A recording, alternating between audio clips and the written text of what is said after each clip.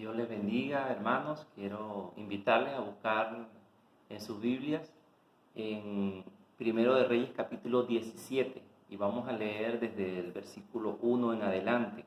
Vamos a hablar hoy de la historia del profeta Elías. Entonces, Primero de Reyes capítulo 17 dice así la palabra del Señor. Entonces Elías Tisbita, que era de los moradores de Galaad, dijo a Acab: Vive Jehová Dios de Israel, en cuya presencia estoy, que no habrá lluvia ni rocío en estos años, sino por mi palabra. Y vino a él palabra de Jehová diciendo: Apártate de aquí y vuélvete al oriente, y escóndete en el arroyo de Querit, que está frente al Jordán. Beberás del arroyo, y yo he mandado a los cuervos que te den allí de comer. Y él fue e hizo conforme a la palabra de Jehová, pues se fue y vivió junto al arroyo de Querit, que está frente al Jordán. Y los cuervos le traían pan y carne por la mañana, y pan y carne por la tarde, y bebía del arroyo. Pasados algunos días se secó el arroyo, porque no había llovido sobre la tierra. Vino luego a él palabra de Jehová, diciendo: Levántate, vete a Sarepta de Sidón, y mora allí. He aquí yo he dado orden allí a una mujer viuda que te sustente. Entonces él se levantó y se fue a Sarepta, y cuando llegó a la puerta de la ciudad, he aquí una mujer viuda que estaba allí recogiendo leña, y él la llamó y le dijo: Te ruego que me traigas un poco de agua en un vaso, para que beba. Y yendo ella para traérsela, él la volvió a llamar y le dijo: Te ruego que me traigas también un bocado de pan en tu mano. Y ella respondió: Vive Jehová tu Dios, que no tengo pan cocido, solamente un puñado de harina tengo en la tinaja y un poco de aceite en una vasija. Y ahora recogía 2 leños para entrar y prepararlo para mí y para mi hijo, para que lo comamos y nos dejemos morir. Elías le dijo: No tengas temor, ve, haz como has dicho, pero hazme a mí primero de ello una pequeña torta cocida debajo de la ceniza y tráemela, y después harás para ti y para tu hijo. Porque Jehová, Dios de Israel, ha dicho así: La harina de la tinaja no escaseará, ni el aceite de la vasija disminuirá, hasta el día en que Jehová haga llover sobre la faz de la tierra. Entonces ella fue e hizo como le dijo Elías, y comió él y ella y su casa muchos días. Y la harina de la tinaja no escaseó, ni el aceite de la vasija menguó, conforme a la palabra que Jehová había dicho por Elías. Después de estas cosas aconteció que cayó enfermo el hijo del ama de la casa, y la enfermedad fue tan grave que no quedó en él aliento. Y ella dijo a Elías: ¿Qué tengo yo contigo, varón de Dios? ¿Has venido a mí para traer a memoria mis iniquidades y para hacer morir a mi hijo? Él le dijo: Dame acá tu hijo. Entonces él lo tomó de su regazo y lo llevó al aposento donde él estaba y lo puso sobre su cama. Y clamando a Jehová dijo: Jehová Dios, aún a la viuda en cuya casa estoy hospedado has afligido, haciéndole morir su hijo.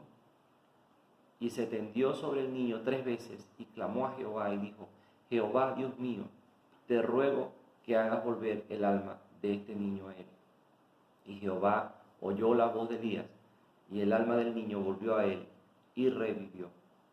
Tomando luego Elías al niño, lo trajo del aposento a la casa y lo dio a su madre. Y le dijo Elías: Mira, tu hijo vive. Entonces la mujer dijo a Elías: Ahora conozco que tú eres varón de Dios y que la palabra de Jehová es verdad en tu boca. Señor, te damos gracias por tu palabra. Te rogamos que tu bendición esté sobre la vida de cada uno de los hermanos y que pueda edificar a la iglesia y que pueda glorificarte en este día. En el nombre de Jesús. Amén y amén. Bien, hermanos, primero hablar del propósito de este libro de Primero de Reyes, que es enseñar al pueblo que está en el exilio babilónico las razones por las cuales ellos están allí. Y también motivar un arrepentimiento genuino antes de regresar a Israel. En primer lugar, también comentar acerca de la circunstancia histórica que rodea al profeta Elías. En este tiempo reinaba Acab. Dice la palabra de Dios que Acab hizo lo malo ante los ojos de Jehová y que edificó un altar a Baal, un templo a ese Dios, y además hizo una imagen de Acera o Astartet, que era proveniente de Siria, de donde también vendía su esposa. Él decidió casarse con Jezabel, a pesar de la prohibición de Dios de casarse con extranjeras, porque precisamente como ocurrió con Jezabel, hizo que él pecara contra Dios y que todo el pueblo pecara también contra Dios. De tal manera que Elías lo primero que hace es confrontar a este rey. Y es una función de los profetas precisamente hablar el mensaje de Dios al rey y al pueblo. Dice la palabra del Señor que al estar en la presencia de Acab, le dijo: vive Jehová Dios de Israel, en cuya presencia estoy, que no habrá lluvia ni rocío en estos días, sino por mi palabra. Nosotros sabemos que el Dios Baal es el Dios de la lluvia, el Dios que tiene control del clima y que, siendo en este tiempo la actividad agrícola lo más importante para el sustento, para la vida, Baal era un dios, el dios más importante, era el dios que controlaba el tiempo y las estaciones. Una manera de Dios retar a Baal es diciéndole a Acab que no iba a llover y que iba a haber una sequía. Hay algunas implicaciones de la predicación de Elías. Al retar al rey, podía haber muerto en ese instante. Sin embargo, Elías fue fiel al predicar la palabra de Dios. Aparte de esto, le dice el Señor que se aparte a un arroyo que está cerca del río Jordán, y ahí pasó un tiempo. Mientras se secaba el Jordán, uno de los lugares donde pasaba agua, el arroyo de Querit, en este lugar el Señor sustentó a Elías con unos cuervos que le llevaban comida. En la mañana le llevaban pan y en la tarde le llevaban carne. Así el Señor fue preparando al profeta para todo lo que tenía que enfrentar. El Señor nos muestra su provisión y su cuidado. Dios está juzgando a todas las naciones, pero en medio del juicio de Dios hay una promesa de cuidar a su pueblo y de sustentar a su pueblo. Pero llega un momento que aún el arroyo en donde él iba a tomar agua se seca por la calamidad y el juicio de Dios. Es entonces cuando el Señor manda al profeta a dar un paso de fe y de dirigirse a Sarepta de Sidón, donde una viuda lo iba a sustentar. Esto parece algo un poco loco, un poco fuera de lo común, pero el Señor manda a desplazarse a Elías unos 120 kilómetros fuera de Israel, a la ciudad donde vivía el rey asirio y que era suegro, reinaba allí el suegro de Acab, el papá de Jezabel. Es decir, Dios estaba mandando a Elías a territorio enemigo. y tenía que recorrer todos estos lugares desiertos hasta llegar a Sarepta, y allí iba a vivir en casa de una viuda que lo iba a sostener. Obedecer a Dios a veces no es tan fácil, pero dice la palabra del Señor que así como Abraham salió sin saber a dónde iba, Elías obedeció.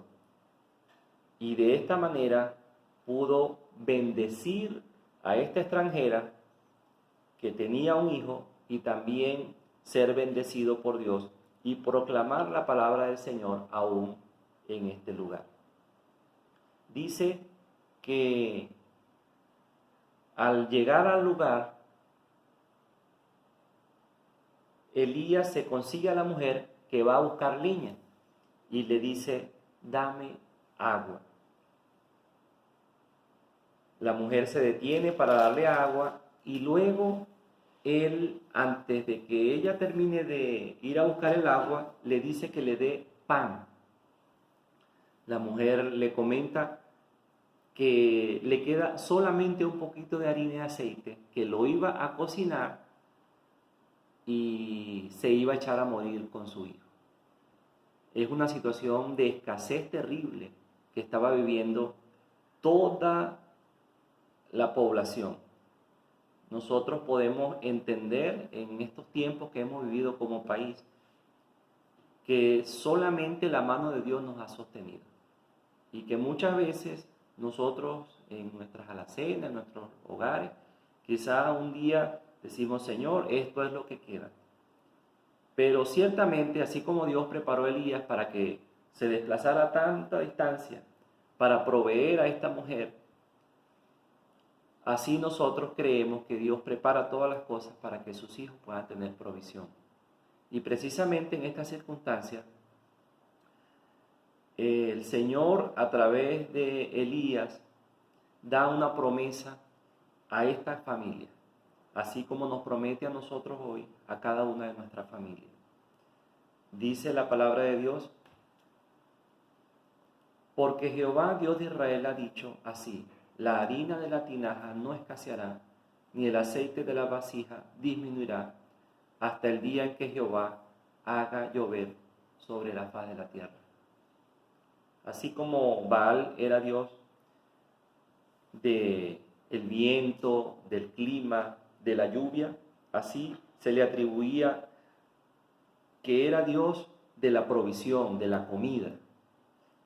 De esta manera, con la provisión que Dios da a esta viuda, porque dice que ciertamente, el versículo 15 dice, entonces ella fue e hizo como le dijo Elías, y comió él y ella y su casa muchos días, y la harina de la tinaja no escaseó, ni el aceite de la vasija menguó, conforme a la palabra que Jehová había dicho por Elías. De esta manera quedaba demostrado que Dios era Dios también y es Dios de provisión. Dios es quien nos provee y no hay ningún otro Dios que pueda compararse a nuestro Dios. Además de esto, dice la palabra del Señor que aparte de la calamidad, de la sequía, del arroyo, de la calamidad de la escasez, hay otras calamidades como muchas que pasamos. Y la tercera calamidad que se nos presenta en el texto es la enfermedad. La enfermedad del hijo de la viuda, era un niño. No sabemos qué enfermedad tenía.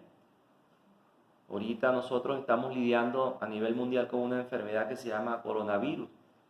Pero hace un tiempo el VIH-Sida estaba en boca de todos y era un problema y todavía sigue siéndolo. Definitivamente, la enfermedad de este niño causó una gran zozobra en su mamá, hasta el punto que agravó y dice que quedó sin aliento. Este niño murió. Cuando pasamos por dificultades de salud, podemos tener muchas preguntas que hacernos. Aquí la madre angustiada culpa al profeta y culpa al mismo Dios, El profeta, orando al Señor, le dice, bueno, tú también vas a matar al hijo de la viuda que me ha ayudado. Dios sabe nuestra angustia. Dios sabe que podemos pasar momentos incluso de depresión, de tristeza, pero Dios lee nuestro corazón, sabe lo profundo de nuestro ser. Y así como Elías clamó a Dios y se puso sobre este niño, clamó a Dios 3 veces y devolvió la vida a este niño, así nosotros creemos que Dios guardará nuestras vidas y nos sanará y nos ayudará en este tiempo difícil. Dice que después de haber revivido al niño, Elías lo trajo a su mamá y ella, al verle, exclamó, ahora conozco que tú eres varón de Dios y que la palabra de Jehová es verdad en tu boca. ¿Qué cosas podemos aprender de este pasaje? En primer lugar, nosotros entendemos que Dios es soberano y que tiene control de la historia. Acá tenía mucho poder, Jezabel tenía mucho poder. Se suponía que Baal, con sus 400 profetas que estaban allí, tenían mucho poder. Pero Dios mostró a través de esta sequía de 3 años y medio de que Él es el Dios que controla todas las cosas, la naturaleza, la provisión, y es el único sanador. También nos enseña este texto que Dios dirige a sus siervos. Cuando nosotros nos proponemos servir a Dios, Dios no nos va a dejar sin una palabra para dirigir nuestra vida. Dios fue guiando al profeta Elías en cada situación y le indicó exactamente qué debía hacer. Esta es la palabra de Dios. Dios no nos ha dejado huérfanos en cuanto a dirección. Dios quiere que nosotros hagamos su voluntad y su voluntad perfecta está revelada en esta palabra. De tal manera que contamos con la guía del Espíritu Santo y contamos con la palabra de Dios para que nos dirija en este tiempo de dificultad que estamos viviendo. Otra enseñanza que podemos extraer de esta porción tiene que ver con la obediencia. La obediencia a Dios es necesaria para que podamos recibir su bendición. No quiere decir que al ser obedientes no vayamos a pasar por sufrimiento, por necesidades, así como pasó Elías. Pero sí nos garantiza de que Dios va a estar con nosotros, nos va a acompañar, nos va a guiar y nos va a bendecir. La obediencia a la palabra de Dios es necesaria para que podamos recibir sus bendiciones. Otra enseñanza que podemos sacar de este texto tiene que ver con el discernimiento que tenemos que tener todos los cristianos respecto al tiempo en el cual estamos viviendo. Elías, metido con Dios, buscando la presencia del Señor, pudo darse cuenta de la voluntad de Dios, que era que el pueblo se arrepintiera y volviera a la presencia de Dios. ¿Cuál es el rol que nosotros tenemos en estos últimos tiempos, cuando ya el Señor viene? Precisamente, recordando Mateo 24, hay algunos mandamientos que Dios nos dice que debemos obedecer en estos últimos tiempos y que nos dirigen a hacer la voluntad de Dios. En primer lugar, como les decía, Dios nos manda a discernir el tiempo presente, a entender que cada acontecimiento mundial, nacional y local no está al garete, no sucede por casualidad, sino que Dios tiene control de la historia y que cada cosa que ocurre está en las manos de Dios y está diseñada para que Cristo venga y muestre su poder. Otra cosa que nos manda Mateo 24 es a velar, a estar atentos, a estar precavidos de la hora que vivimos. Es velar y orar. La oración debe ser constante en este tiempo para que podamos discernir la voluntad de Dios. Además nos manda a ser fieles, a estar preparados, porque el Hijo del Hombre vendrá a la hora que no penséis. Entonces necesitamos mantenernos fieles a Dios, Además dice que tenemos que servir y ser prudentes. Tenemos que servir al Señor, pero a la vez tenemos que ser prudentes. Elías no se movió sino cuando Dios le mandó a moverse. Hoy día, por ejemplo, tenemos una situación en el país y a nivel mundial en donde nos están mandando a quedarnos en nuestras casas. A menos que sea para servir al Señor en una circunstancia difícil que Dios nos mande, bueno, vamos a hacerlo. Pero de lo contrario vamos a ser prudentes y vamos a entender de que Dios tiene un propósito con todo esto, que Dios nos va a sustentar aún en nuestras casas, aunque nosotros no estemos produciendo.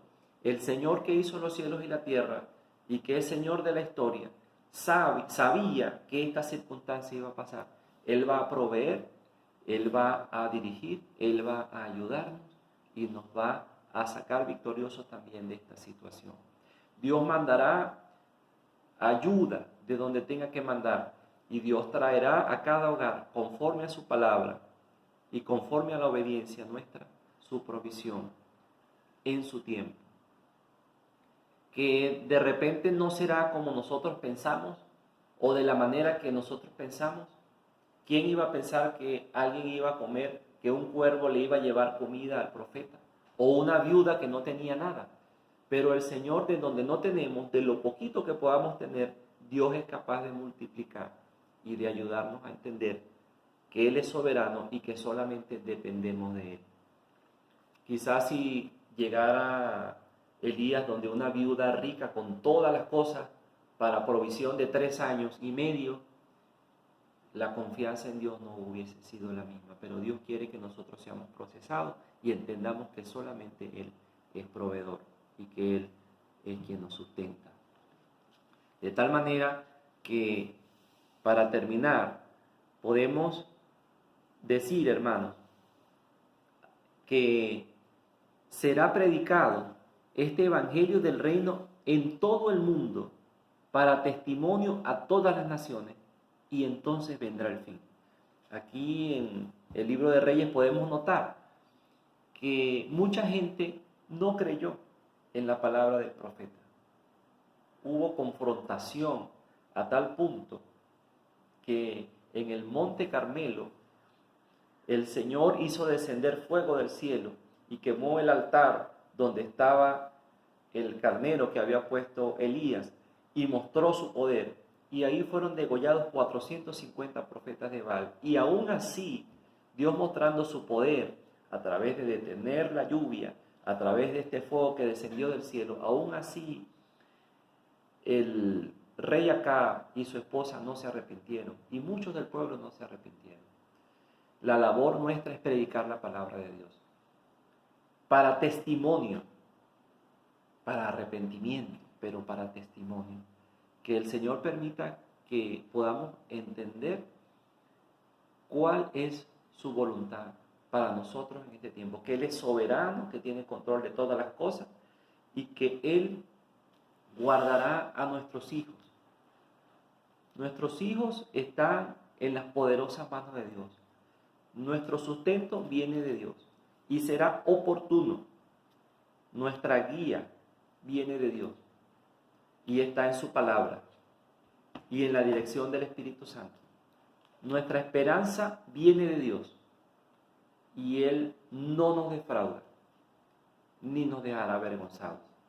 Que el Señor nos bendiga en este tiempo, hermanos, que el Señor nos ayude y que podamos obedecer su palabra siempre para que su bendición y su ayuda esté con nosotros y para que así como el Evangelio fue predicado a esta mujer, a un gentil, así nosotros podamos, donde quiera que vayamos, en medio de cualquier circunstancia,